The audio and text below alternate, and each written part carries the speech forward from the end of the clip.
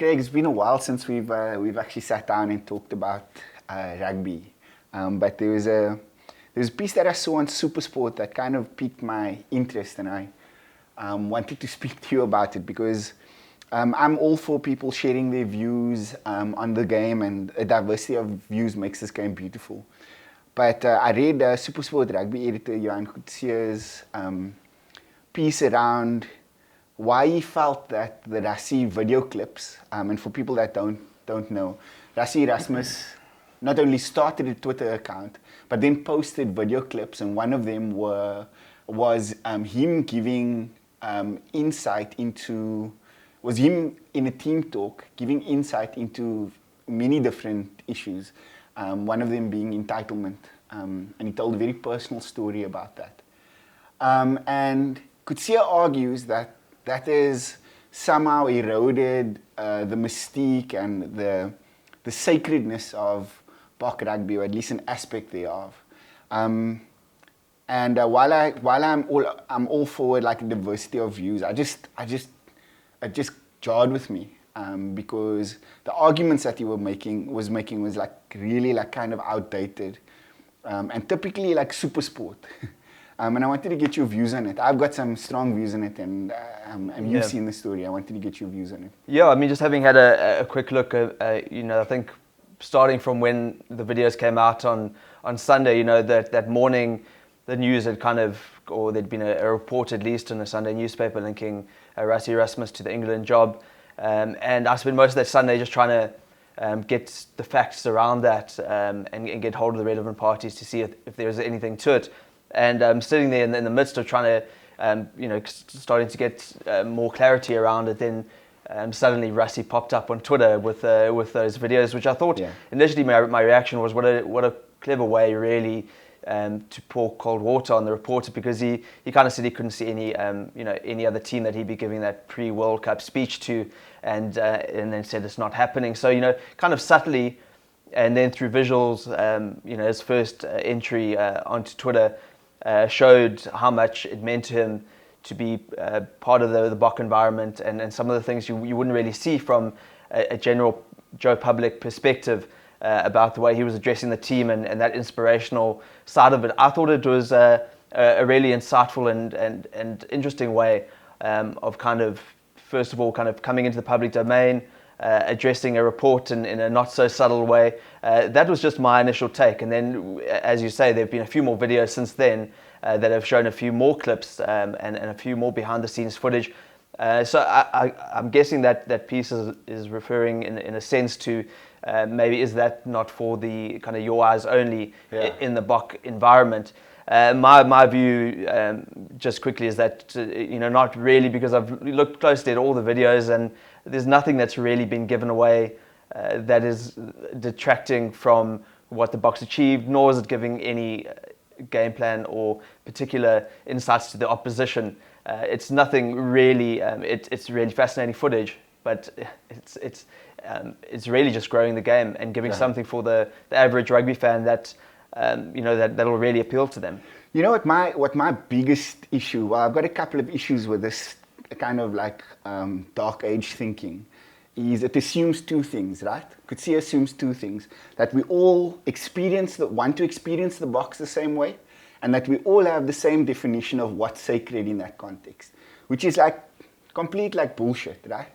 Because each person, each individual will experience those things differently. Like, I don't think this is sacred. I don't think what was shown in that video is sacred at all. We're in an age where athletes and some coaches have taken control of the narrative that is traditionally being controlled by your media, right? Your newspapers, your digital media agencies, whatever it is. Those coaches and players have taken control of that narrative now, and are exposing authentic, and this is critical, authentic versions of themselves to the public, right? And this idea that the media must always control the narrative or have the most control of the narrative is so played out. It's like played out. I mean, it's done. And what was interesting for me was Rassie doing that, right? So there was a story that came out. He put the video out immediately. He took control of the narrative, and that for me is modern day sport. And then it also jars with me that Supersport have a monopoly, like basically a monopoly on access to the Springboks. And nothing in my 38 years of existence, not in my 38 years of existence, have Supersport, despite their monopoly on access, done anything remotely as interesting or insightful as what Rassie gave to us through those clips. So it's again like that kind of backwards kind of thinking, right? Like they've put out documentaries before, they've had access to cricket players, footballers, rugby players. They've got the monopoly on access to those players because of the monopoly on sport and the broadcasting deal that they've got with these guys. And yet, in all of the years that they've been in existence, I can't remember something as interesting and insightful as that. The key here is that authenticity resonates with people. And what I saw in that video was an authentic version of Rassie. He was vulnerable. I found it really interesting that he spoke about his sense of entitlement in trying to warn his players about that. That for me humanized him to me. And because that resonates with me. I am entitled in certain areas of my life. And that was a warning sign, man. So it humanized Rassie from this kind of throne as coach, world champion coach of the Springboks, to a guy that I could relate to. And that for me was so valuable, such a valuable insight, such a valuable extract that I kind of mined from that video. Yeah. And I want more players to do that. I want more coaches to do that because that is not a sacred part of the Springboks. We live in an age now where you need to broaden your horizon as a pro sports team, and that means being more vulnerable, being more open to the media, and humanizing yourself that way because that's what resonates with people. Yeah, I mean, I hear some of the points, and some I'm not so sure of. There are times I see some of the work Supersport has done in producing kind of sort of behind the scenes and sit down chats that I have found fascinating. They obviously do have a lot of access to the Springboks, and my understanding is that I do just wonder whether this may not be the lead up to a kind of featured sort of documentary on that World Cup journey, because Supersport followed them very closely and with a lot of background footage. I'm not quite sure if that's where it's going, almost like teaser videos that Rassie's been releasing. Only time will tell. But I would agree with you in the sense that I don't think it's anything particularly new either. The All Blacks have a inside the change room after most of their test matches where their videographer goes into the change room, shows the guys' shirts off, chats to a few of the players. So that brings you almost the same level of fly on the wall access. I was watching another video now with Man City's Pep Guardiola, and it's a documentary they produced, and you see him also with his passionate team talks. That stuff you wouldn't normally get to see. Yeah, and he brings it out. It's important you raise this now because this is not a new phenomenon.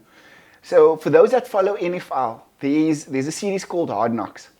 Every year they feature a different NFL team. They're in training camp with them. They're in the team talks with them. And this series has been going on for like a decade or more. And so it's not a new phenomenon in pro sports, right? This fly on the wall idea that Amazon has picked up now with the Man City documentary that you mentioned, that is taken from Hard Knocks. They've been in change rooms. They've been in team talks. That is part of what sells American sport as an entertainment package rather than as a sporting spectacle.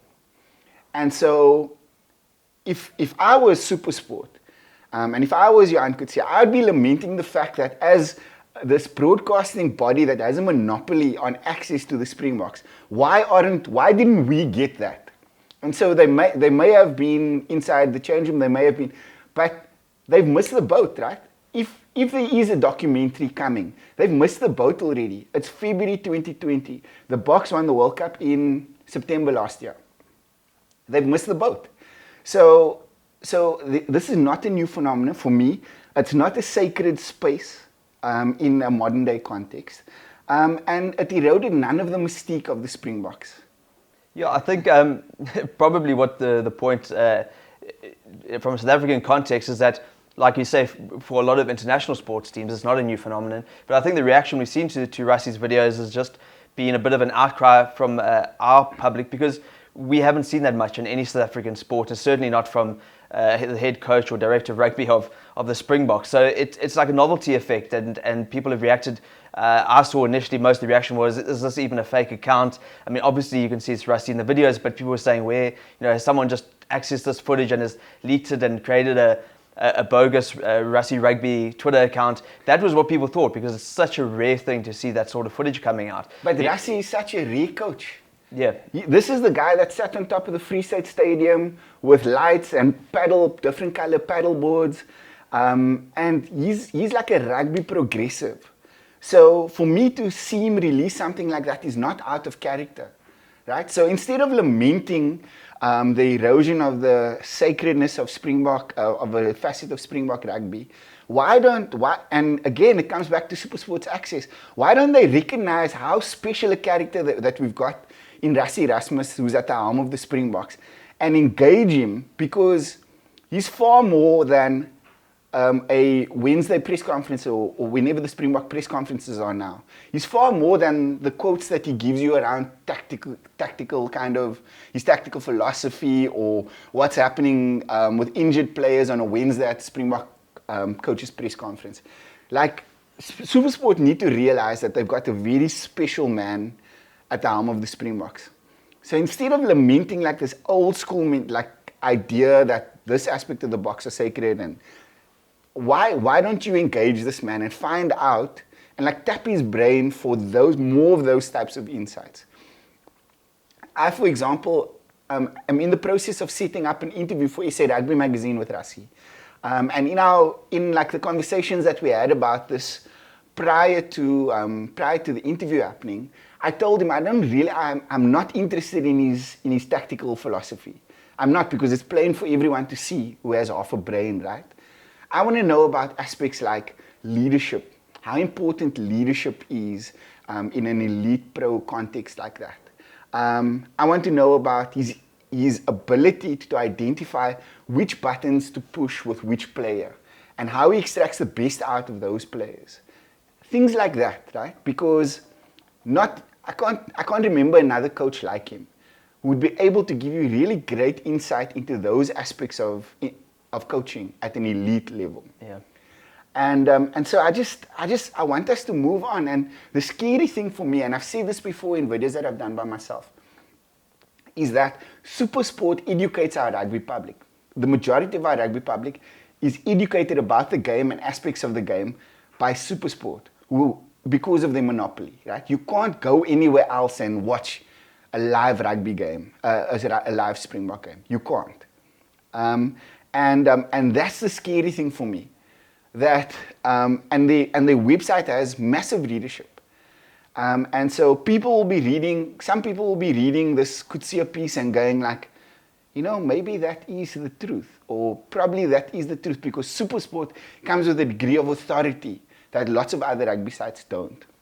And that is my fear, that they educate our rugby public. And yeah, but I do think it's also just a view of, not a view that's held by only one person. I think a lot of public, and based on what I think is just the shock effect of, we just are not used to this sort of access. And I think it's based on that a lot of people looked at the Twitter account and were like, that can't be real. Right. And a lot of people have gone, we haven't seen this before. Is this not, something that is only for the people in that room? And maybe, yes, maybe that thinking, and it's probably widely held by quite a lot of people, because I've seen on social media people saying, this is almost access that, almost feels strange to be granted. Maybe that thinking does need to change. But it's probably also a fine line in terms of allowing that to be a somewhat sacred space. And I'm sure there is a lot that has been held back in terms of, the insights, as you say, that are still unknown about, how to get the best out of each and every player the tougher conversations. This is quite colourful, fluffy sort of stuff about driving the team, telling anecdotes, speaking to them about the kind of player and Springbok they need to be. We've seen most of the stuff. It's been said or written in different words or ways. So it's nothing really earth-shattering, but it's just the way it was presented was strange. And I mean, in closing, I agree with you. For me, a sacred thing would be Rassie Erasmus in a room with Cheslin Kolbe. I'm just using like an example. So Rassie Erasmus knows Cheslin Kolbe's background. He might have some insights into what's happening in his personal life that could be affecting him as a man and by extension a player. And him chatting to Cheslin Kolbe about how he resolves that and getting the best out of him on that basis. That for me is sacred. That's a conversation between a coach and a player, or a coach and maybe a small group of players who share certain common bonds and commonalities. And them having a heart-to-heart moment designed to extract the best out of them and to elevate the Springboks to the level that they envision. That is sacred for me. Not what you describe as kind of like fluff, which is exactly what I saw there. Yeah. And so I think that we need to be more progressive in our thinking and how we cover the game in this country. And we need more of those Rassie videos, or those types of videos that give us as rugby fans and lovers and media insight into the inner workings of the team at a level that we haven't seen before. And I think we're going to close on that. Let's do that.